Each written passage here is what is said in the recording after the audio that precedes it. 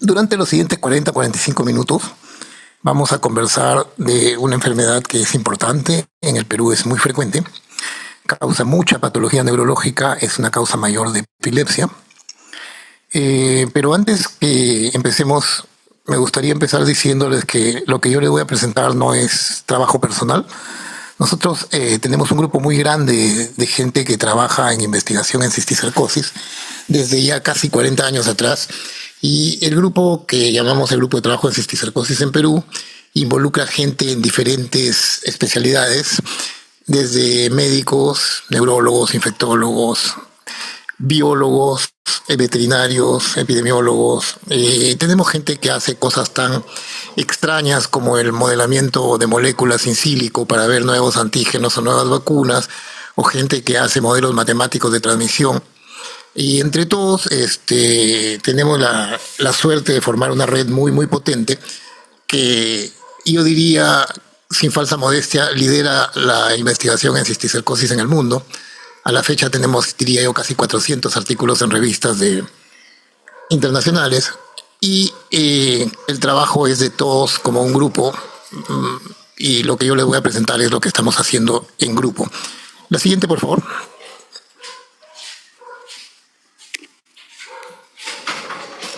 Bueno, entonces les decía que la cisticercosis es una causa muy frecuente de enfermedad neurológica en gran parte del mundo. Ahora vamos a ver una diapositiva más adelante. Las zonas endémicas de cisticercosis son muy amplias, no están solamente en el cinturón tropical. Y es porque la cisticercosis se establece en las sociedades donde hay crianza doméstica de cerdos. Y esto, que pareciera tan poco trascendente, en realidad es importantísimo porque las sociedades pobres crían cerdos. El cerdo es un animal que no necesita que le den de comer para que crezca. Como tal, se convierte en una fuente de proteína barata, casi gratuita, porque el cerdo sale y se busca su comida. Y eso para las sociedades de supervivencia, las sociedades más pobres, es un atractivo enorme. Ustedes ven en esa fotografía dos casas a las afueras de Cusco, un desagüe saliendo directamente de la casa, si ven ahí 5 cerdos comiendo directamente el desagüe. Entonces, lamentablemente, en las condiciones de pobreza y bajo saneamiento de nuestros países, el cerdo sale a buscar su comida y en el camino encuentra heces. Y lamentablemente al cerdo le gusta la caca. Esto no es casualidad. Mi colega veterinario, el doctor Armando González, ex decano de San Marcos, él me contaba que los cerdos nacen con un déficit de hierro que los lleva a buscar desesperadamente alimentos para que reemplacen la falta de hierro que tienen, y eso hace que el cerdo salga y se busca su comida. Entonces, cuando el cerdo sale y encuentra heces humanas, las va a comer, y eso cierra el ciclo que vamos a ver también en una siguiente diapositiva. La siguiente. Esto es una diapositiva de la OMS, no es la última, pero vean ustedes que no es solamente el cinturón tropical, ¿no? La cisticercosis se va tan abajo como todo el sudeste asiático, toda África subsahariana, arriba Rusia, India, China, y abajo hasta partes de Chile y Argentina. Entonces son áreas muy grandes donde se cría cerdo. Inclusive hay países que son mayormente musulmanes, pero tienen minorías que crían cerdo, como Nigeria, como la India, que todavía tienen endemicidad de cisticercosis. La que sigue. De rato en rato vamos a ver una diapositiva en letras blancas que básicamente lo que hace es resumir lo que les acabo de decir, como para ir apuntando ideas fuerza que me gustaría que queden de esta conferencia. La que sigue. El ciclo de la Taenia solium es el ciclo de un parásito complejo. Es un ciclo clásico en el cual hay un gusano adulto en el intestino de un hospedero definitivo, que usualmente es un carnívoro. Este gusano bota huevos al medio ambiente. Los huevos son ingeridos por un hospedero intermediario, que usualmente es un herbívoro, y en este caso es el cerdo. Y luego el definitivo se come las larvas en la carne del cerdo y hace nuevamente el gusano intestinal, y el ciclo se va repitiendo entre humanos y cerdos. Todo estaría bien si, como en Taenia saginata, el humano solo tuviera la capacidad de ser hospedero definitivo y solo tuviera la capacidad de tener la tenia en el intestino. Pero lamentablemente en Taenia solium no.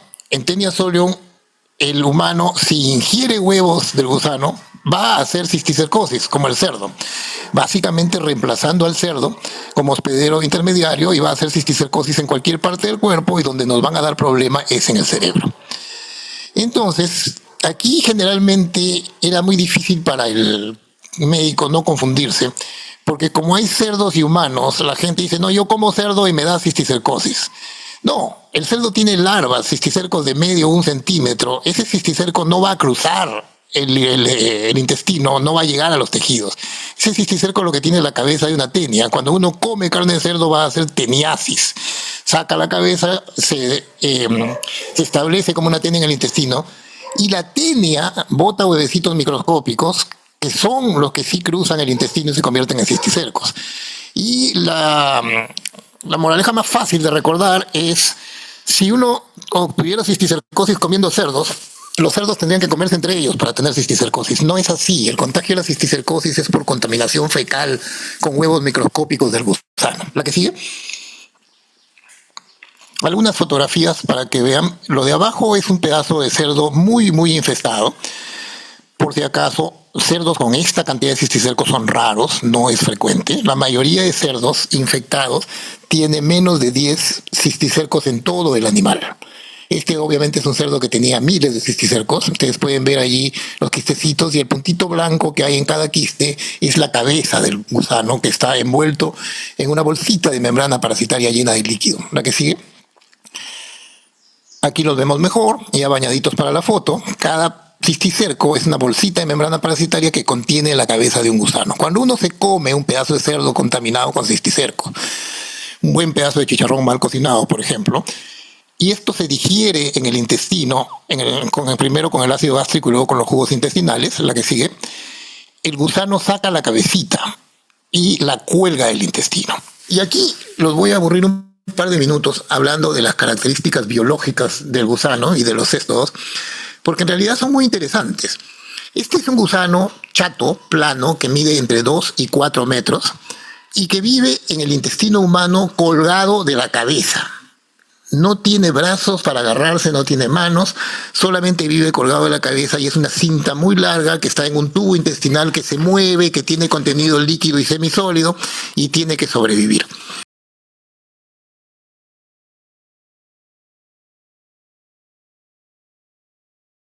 Entonces la naturaleza le ha dado una serie de artefactos evolutivos interesantísimos. Primero, ha asegurado que la cabeza no se descuelgue. Le ha puesto 4 chupones musculares y una corona de ganchos que hace que esto se ancle en la mucosa y no se salga fácilmente. Segundo, la reproducción celular de este parásito ocurre aquí, a nivel del cuello del parásito. Las células reproductivas del gusano adulto se multiplican a nivel del cuello y van formando pedacitos que se llaman proglótidos. ¿Y esto por qué es importante? La siguiente. Si ustedes ven aquí la cabeza del gusano arriba a la izquierda, del cuello se van formando proglótidos, y conforme aparecen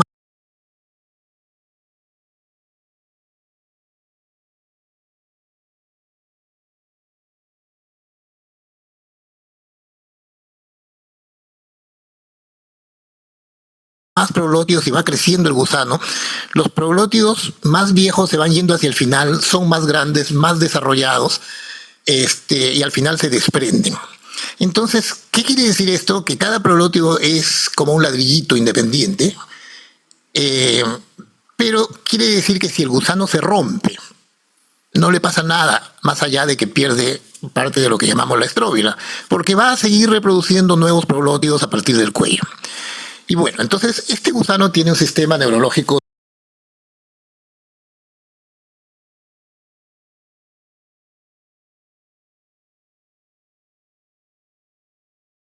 muy rudimentario. Tiene un sistema digestivo otra vez muy interesante, porque como es una cinta muy larga, lo que ha hecho es no tiene tubo digestivo. Ha volteado la absorción y ingiere los nutrientes a través del tegumento de la piel para que la parte distal pueda sobrevivir tanto como la parte más cercana al gusano. Y tiene un sistema reproductivo completamente desarrollado. Y no olvidemos que Taenia solium en general es un solo gusano. Un solo gusano hermafrodita que tiene órganos sexuales masculinos y órganos sexuales femeninos y se autofertiliza. Los proglótidos que ustedes ven aquí a la derecha son proglótidos grávidos, están embarazados, llenos de un útero conteniendo huevecitos microscópicos que van a causar cisticercosis. La que sigue. Este es el útero ocupando todo el proglótido. ¿Y por qué los aburro con toda esta biología? Porque en cada proglótido grávido puede haber entre 30.000 y 50.000 huevecitos, cada uno capaz de convertirse en un quiste en el cerebro de alguien. La que sigue. El huevecito tiene un embrión pequeño, un poquito más grande que el glóbulo rojo, y una cubierta gruesa de colágeno que lo protege del medio ambiente y hace que sobreviva en el medio ambiente por un tiempo bastante largo. La que sigue. Bueno, hasta aquí la parte biológica y por qué es que el gusano es tan infectivo. La que sigue. Pero lo que a ustedes les interesa más probablemente no es hablar de la biología del gusano ni de la infección, sino de lo que tiene el paciente. Y aquí hay un tema que es extremadamente importante recalcar. La neurocisticercosis se ha tratado toda la vida como una enfermedad neurológica. Estaba en los libros de neurología, la veían los neurólogos, pero en realidad es una infección. El individuo humano se expone a huevos de Taenia solium y se puede infectar, y de los que se infectan, en algunos se va a establecer la infección, y de los que se establece la infección, algunos van a tener parásitos en el cerebro, y de los que tienen parásitos en el cerebro, algunos van a tener síntomas, y de esos, los que tienen síntomas lo suficientemente severos van a ir a buscar a un médico para que les diagnostique o les cure la cisticercosis. O sea que dentro del iceberg de la cisticercosis, el paciente con neurocisticercosis sintomática, que es el que llega al hospital para que lo veamos, es la punta de la punta de la punta del iceberg. Y aún así vemos muchos pacientes con neurocisticercosis sintomática, o sea que la infección es muy frecuente en bastantes áreas rurales del país. Ahora, ¿qué síntomas va a dar el cisticerco? Bueno, depende de cuántos sean, de qué tamaño tengan, de dónde estén, si están inflamados o no están inflamados, si están bloqueando el líquido cefalorraquídeo, si están causando inflamación. Y eso hace que toda esa cantidad de variables nos pueda dar origen en la neurocisticercosis a casi cualquier manifestación neurológica. Claro, pero eso no nos sirve. ¿Qué tipo de paciente es el que vemos con cisticercosis frecuentemente? Lo más frecuente son pacientes que arrancan con una epilepsia después de los 10, 15, 20 años de edad, lo que llamamos epilepsias de inicio tardío. Cefaleas atípicas, crónicas, hipertensión endocraniana. Esas tres cosas en el Perú tienen que hacerlo sospechar de neurocisticercosis y descartar neurocisticercosis de todas maneras. La que sigue. Lo mismo. La que sigue. Ahora, ¿cómo podemos hacer para resumir la evolución de la neurocisticercosis en las imágenes sin hablar de 50 tipos de cisticercosis? Bueno, la podemos reducir a dos cajas grandes. Cuando el parásito está dentro del parénquima del cerebro, que la presión mecánica del parénquima hace que se mantenga como un quiste esférico pequeño, usualmente de 1 centímetro, centímetro y medio, no crece mucho más, y eventualmente ese quiste se inflama, colapsa y desaparece o deja una cicatriz calcificada. Eso puede pasar en meses o puede pasar en 5 años o 10 años después de la infección. Es muy variable. Y esta cisticercosis intraparenquimal lo que nos da es un foco inflamatorio cerebral que nos causa epilepsias o cefaleas. La que sigue. Este es un poco el esquema, vamos viéndolo en figuras más grandes. La que sigue. Este es el paciente típico que vemos en Latinoamérica y en zonas de alta endemicidad como África y China. Paciente generalmente en sus 30 o 40 que viene con 3, 4, 5 o 10 cisticercos que están perfectamente vivos y viables. En el de abajo, en el occipital, ustedes pueden ver hasta el escólex del parásito y ven que el parénquima del cerebro alrededor del cisticerco se ve de lo más normal. Hay un gran equilibrio entre el parásito y el hospedero. ¿La que sigue? Aquí vemos 2 cisticercos juntitos en el lado izquierdo, porque las imágenes son cruzadas, en una tomografía. ¿La que sigue? Y aquí, en este quiste ya vemos algo raro. Este parásito está captando contraste en la mitad de abajo, lo cual quiere decir que se ha roto la barrera hematoencefálica y hay inflamación. Y ustedes ven el lóbulo occipital más oscuro porque está edematoso. Este parásito ha sido identificado por el sistema inmunológico del hospedero, le está lanzando una respuesta celular con citoquinas que acaba destruyéndolo, colapsándolo en un nódulo inflamatorio y luego lo va a desaparecer. ¿La que sigue? Aquí ya vemos lo que se llama un nódulo inflamatorio, la literatura gringa lo llama lesión captadora de contraste, aquí son dos realmente uno junto al otro. Esto es un dilema diagnóstico muy complejo porque hay muchas cosas que pueden causar un nódulo inflamatorio cerebral. En países pobres generalmente es primero cisticercosis, segundo tuberculosis. En países industrializados cambia completamente y lo más frecuente son tumores. ¿La que sigue? Y luego desaparece y en aproximadamente la mitad de los casos queda una cicatriz calcificada como una cabecita de fósforo, que todavía puede ser foco de crisis epilépticas. ¿La que sigue? Bueno, eso cuando el cisticerco está dentro del parénquima del cerebro. Pero cuando está afuera del parénquima, sea en los ventrículos o sea en el espacio subaracnoideo, allí es mucho más complejo el asunto. Esta enfermedad es mala. Evoluciona, crece, prolifera la membrana, que es una cosa contranatural porque los quistes parasitarios no están hechos para crecer. Por alguna razón hay un clic equivocado en el desarrollo celular del parásito subaracnoideo y la membrana crece, infiltra, invade, bloquea la circulación del líquido cefalorraquídeo, causa una aracnoiditis crónica y lo que hace es causar hipertensión endocriniana y está todavía lamentablemente asociada a mortalidad en pleno siglo XXI. ¿La que sigue? Aquí ven ustedes un quiste ventricular perfectamente delimitado con su escólex. ¿La que sigue? Aquí ven una masa quística en la cisura de Sylvion. Esto no es un solo quiste, esto es un crecimiento de membrana parasitaria lleno de líquido, como una agrupación de membrana y líquido, que se comporta como una tumoración de crecimiento lento, benigna, pero grande. ¿La que sigue? Y esta es la peor de todas. Cuando la cisticercosis está en la base del cerebro, en las cisternas de la base, infiltra los espacios y bloquea la circulación de líquidos cefalorraquídeos, se mete por todas partes. Y esto los libros antiguos lo llamaban cisticercosis racemosa, porque parece un racimo de uvas. ¿La que sigue? Aquí ven la patología. Todo esto es la base de un cerebro con un magma inflamatorio, una aracnoiditis crónica de membrana parasitaria. Y lo que ven ustedes como quistecitos no son quistes individuales, es líquido atrapado dentro de la membrana parasitaria. Y esto a los antiguos les parecía un racimo de uvas y lo llamaban cisticercosis racemosa. Todavía mucha gente sigue llamando a la cisticercosis subaracnoidea cisticercosis racemosa. Y este es un tipo de cisticercosis, como les digo, muy proliferativa, muy agresiva, que sigue matando al paciente. ¿La que sigue? Entonces, en 3 o 4 minutos hemos visto 9 o 10 pacientes, cada uno diferente de los otros, y que tienen un diferente pronóstico, tienen un diferente enfoque terapéutico, y para complicarnos más la vida, también van a tener un diferente enfoque diagnóstico.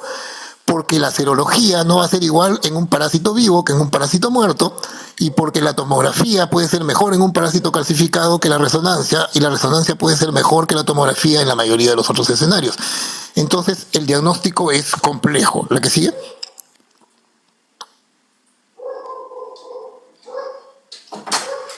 Este es el resumen de parenquimal y extraparenquimal. La siguiente. También existe cisticercosis ocular. No es muy frecuente, pero hasta la última vez que pregunté en el Instituto de Oftalmología manejaban alrededor de 10 casos por año. O sea, tampoco es que sea tan rara. El cisticerco en el ojo aparece flotando en el vítreo o aparece debajo de la retina. ¿La que sigue?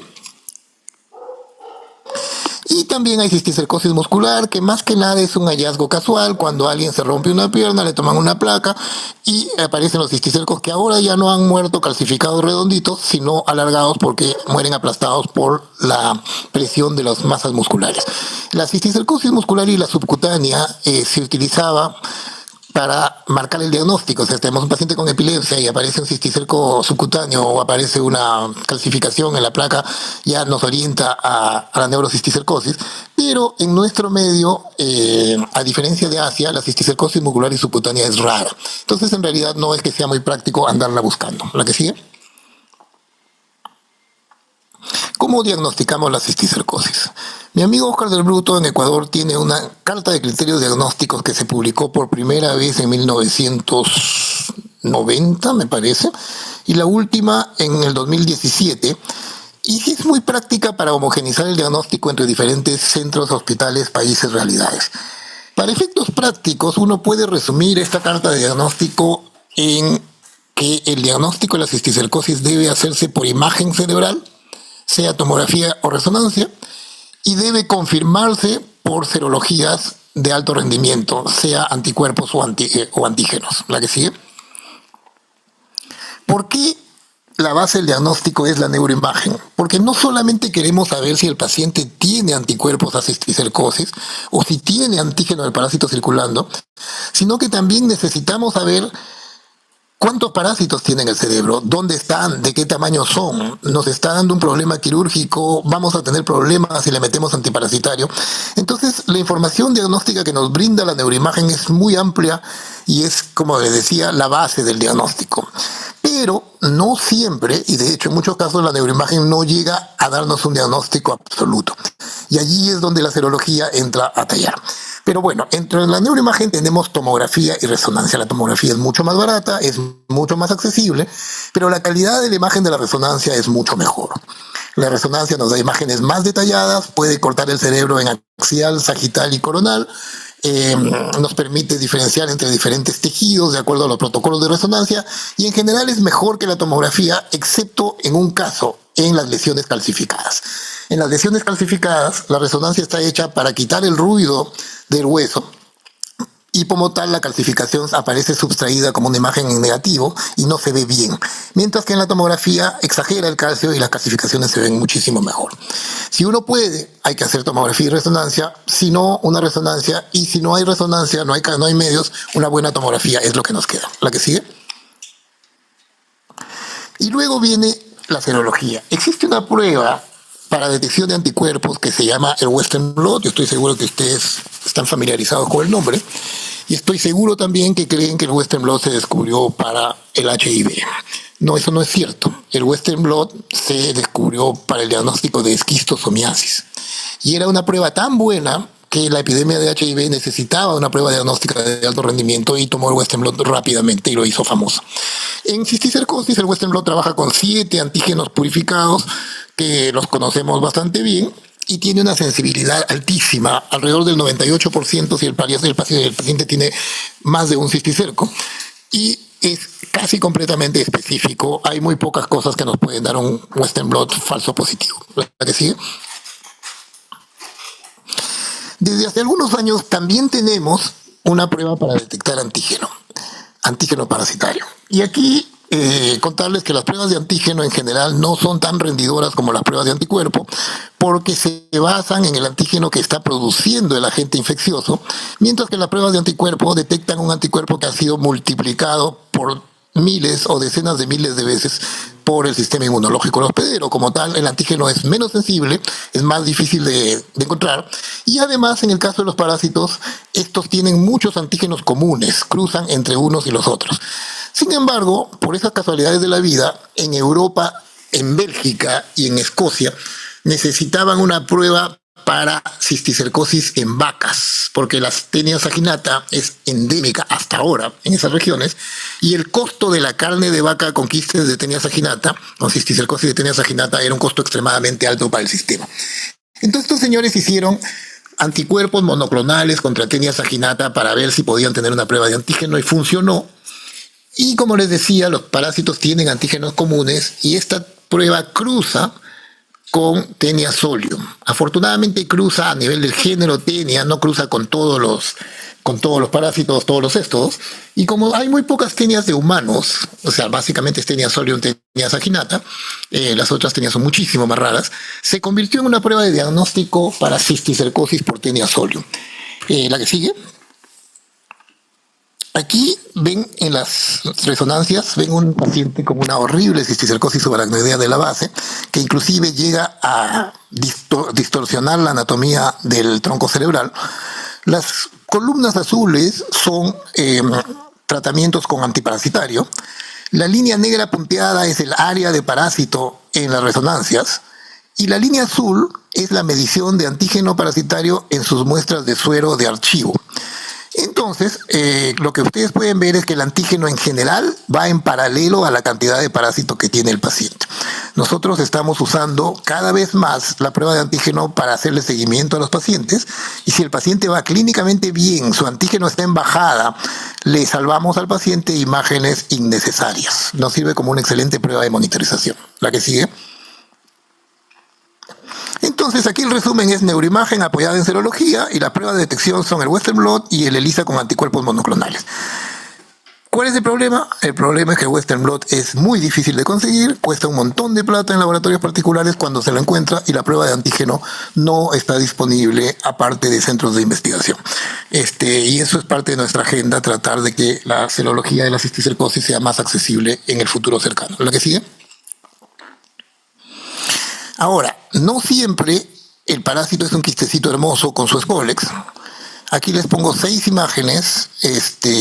Normalmente le pregunto a los neurólogos si creen que alguna de estas es cisticercosis, las 3 de arriba son cisticercosis, o las 3 de abajo son cisticercosis, o todas.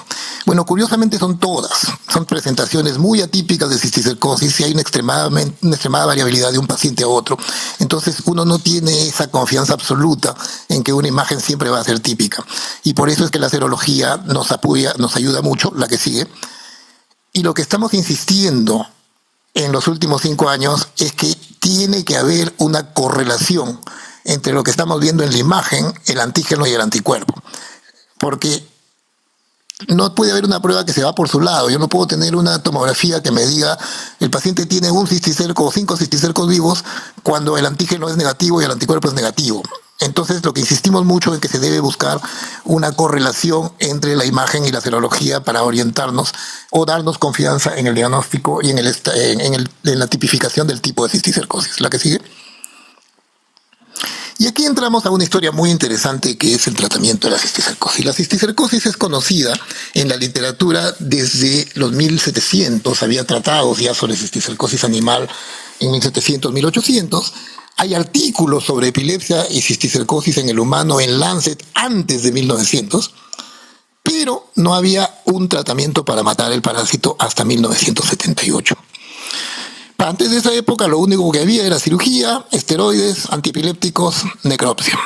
Para esta época, un veterinario mexicano, el doctor Chavarría, que trabajaba con praziquantel y esquistosomiasis en un modelo de cerdos, se dio cuenta que en sus cerdos con praziquantel había parásitos cisticercos muertos. Se fue, compró para cerdos con cisticercosis en un pueblito, los llevó a México, les dio tratamiento con praziquantel y encontró que el cisticerco se moría en el cerdo. Habló con un colega, el doctor Clemente Robles, neurocirujano del Instituto de México, y le dieron praziquantel a un niño hospitalizado en el instituto. Gracias a Dios, el niño evolucionó bien, los cisticercos desaparecieron porque ya tenían tomografía en aquella época, y ellos publican este artículo inicialmente en Gaceta Médica de México y unos meses después en Salud Pública de México, diciendo un caso tratado con praziquantel. Y para que vean cómo han cambiado las regulaciones, en la página final del artículo, junto a las referencias, hay una foto de la cara del niño sonriendo. Y la discusión decía, ya tenemos un tratamiento para la cisticercosis, se murió el perro, se acabó la rabia. Pero no era tan fácil. La gente empezó a usar praziquantel para tratar la cisticercosis en el resto del mundo, y hubo pacientes que convulsionaron, hubo pacientes que hicieron hipertensión endocraniana y hubo pacientes que se murieron. ¿Por qué? Porque como vimos hace unos 20 minutos, hay cisticercosis y cisticercosis. Depende de la carga parasitaria y el tipo de cisticercosis. ¿La que sigue?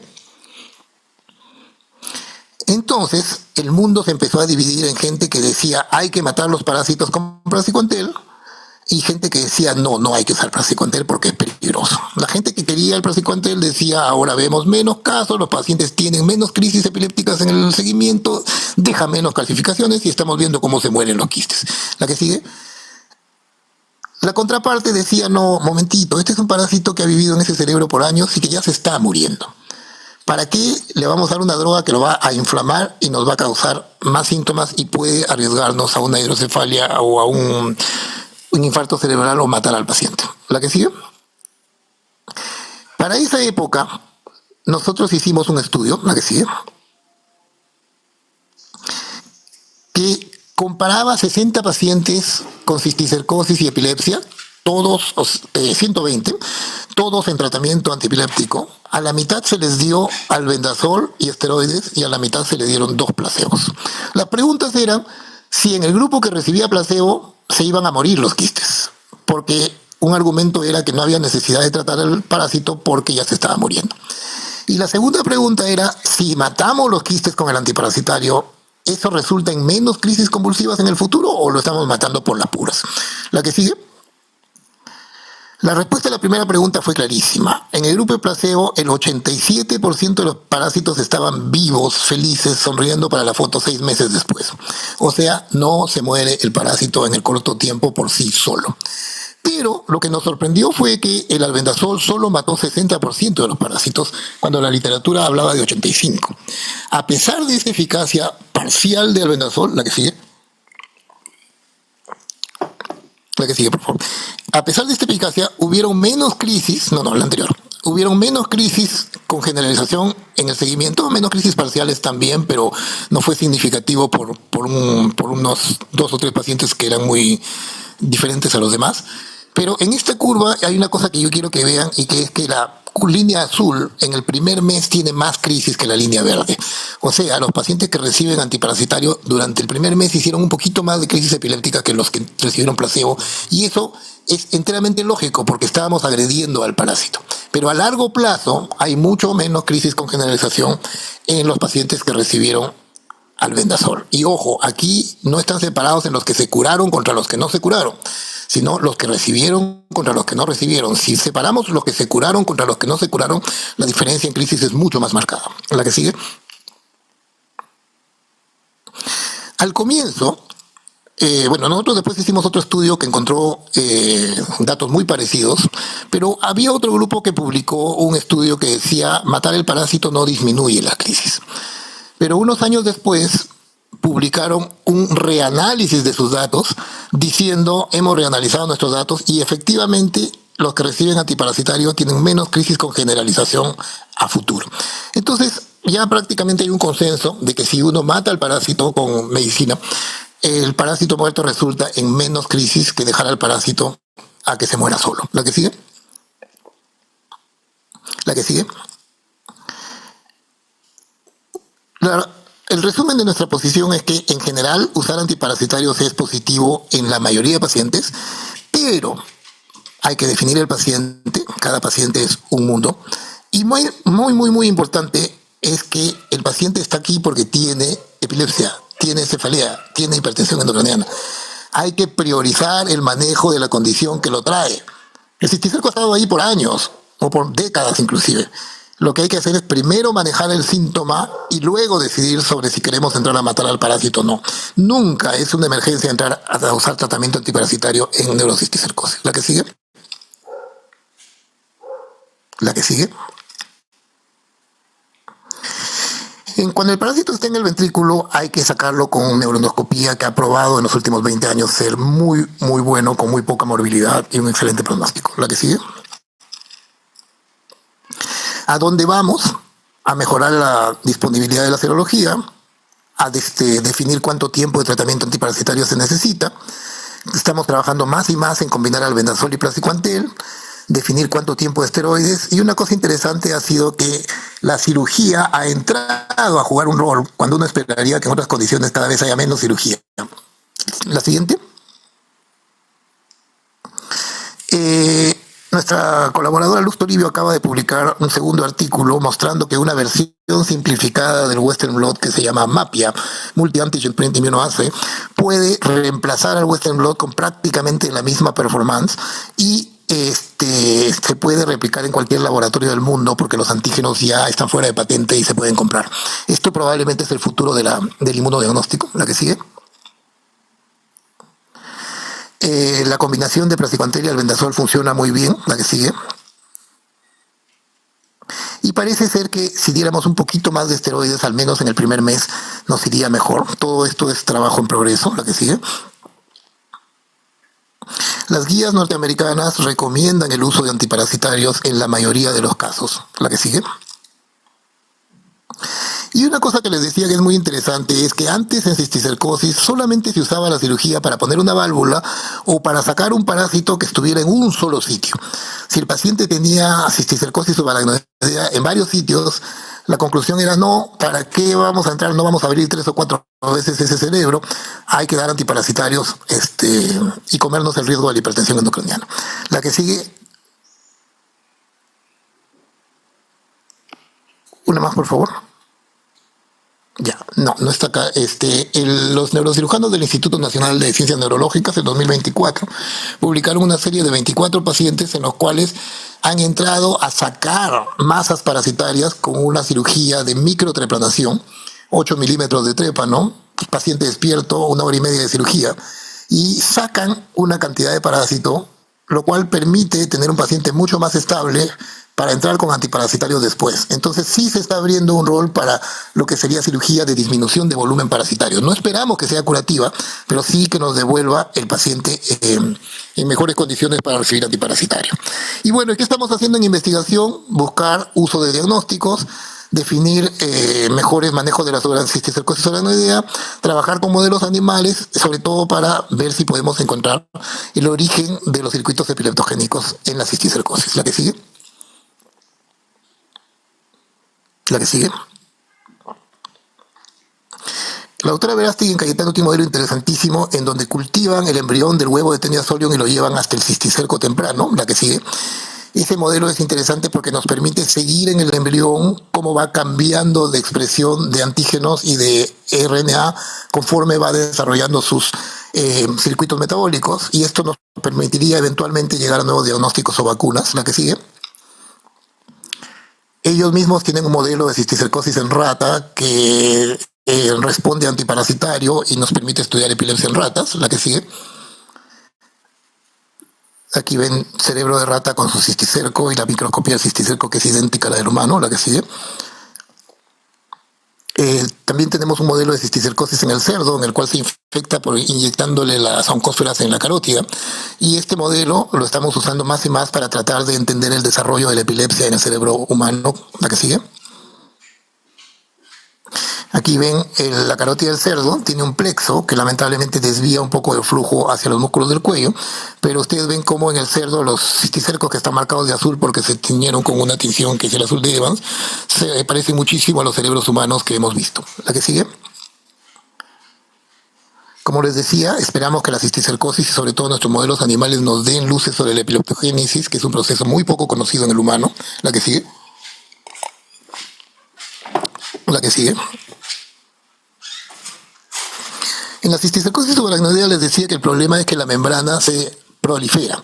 Y tenemos a un doctorando, el doctor Rego en Cayetano, que está estudiando estas células reproductivas, la que sigue, y ha encontrado que la membrana del cisticerco racemoso, la que sigue, por favor, está llena de células reproductivas que probablemente se originan en el cuello del parásito cuando era un cisticerco quístico.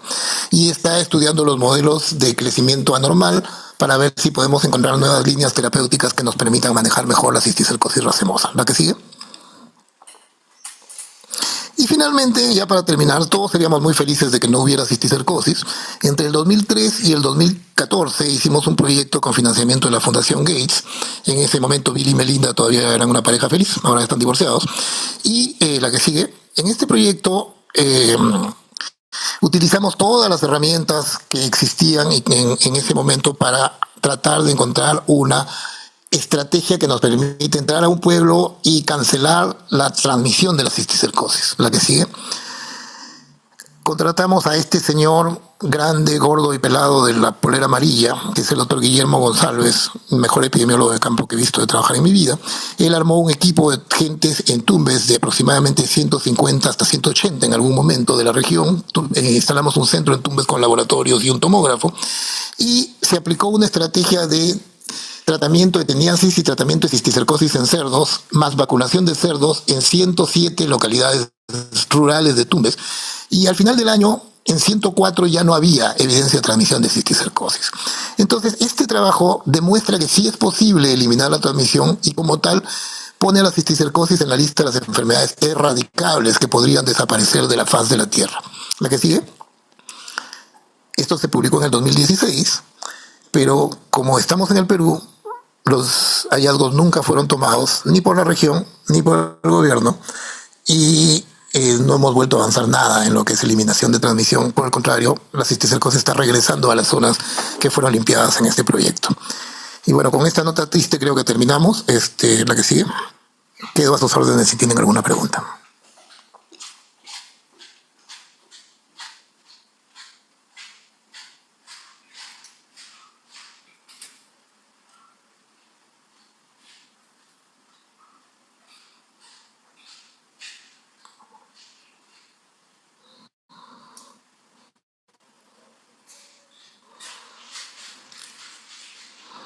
Doctor, Si tenemos no una tienen ninguna pregunta en el chat. pregunta o si son muy tímidos para preguntar, mi correo lo pueden encontrar en cualquiera de las publicaciones. Siéntanse libres de escribirme, por favor.